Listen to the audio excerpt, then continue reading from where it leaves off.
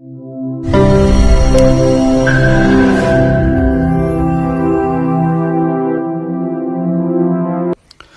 est en janvier 61. Lumumba, premier ministre du Congo indépendant, a été limogé. Sous la pression des milieux d'affaires belges, il est arrêté, puis livré aux Katangais, ses ennemis. Il est assassiné avec 2 de ses compagnons et Gérard Zout est chargé de faire disparaître les corps. C'était un ordre, c'était officiel.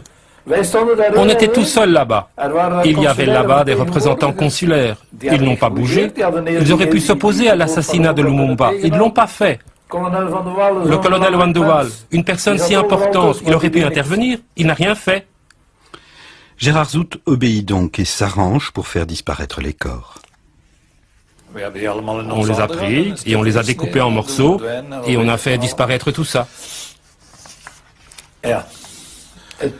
Mais cela ne vous laisse pas indifférent. Non, cela m'empêche de dormir. Après la visite de De Witt, je n'ai plus pu dormir. Ludo De Witt est l'auteur d'un livre sur l'implication des Belges dans l'assassinat de Lumumba. Humo a recueilli les confidences de Gérard Zout. Celui-ci avait conservé 2 dents de Patrice Lumumba. Pourquoi ? Pour moi, j'ai considéré cela comme la preuve de ce que je connaissais la vérité sur toute l'histoire de Lumumba. Si un jour on me la demandait, parce qu'à l'époque on racontait des tas d'histoires autour de cela. Chacun y avait été, avait fait cela, etc. Et moi, j'étais le seul à y avoir été. Je me taisais. Quand avez-vous décidé de faire disparaître les dents ? Hier ou avant-hier, lorsque De Witt était ici. Il était là à pérorer et à me dire que j'allais être accusé de meurtre. Qu'avez-vous fait alors ? Ce que j'ai fait,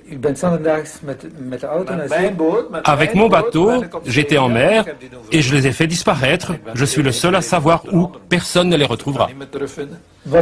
Et à quoi pensiez-vous ? En terminer avec l'affaire Lumumba. Je ne veux plus en entendre parler.